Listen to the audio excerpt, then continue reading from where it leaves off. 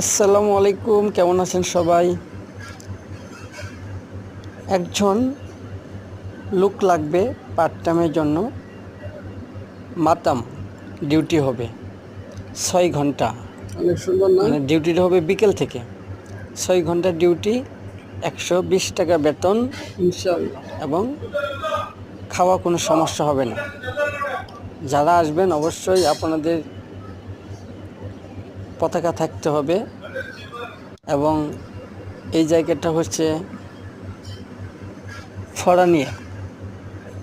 যদি কেউ করতে চান, বিকেলে একটা ডিউটি হবে, তাহলে অবশ্যই যোগাযোগ করবেন বা কমেন্ট সেকশনে জানাবেন। তো বেতনে কোনো সমস্যা হবে না ইনশাল্লাহ।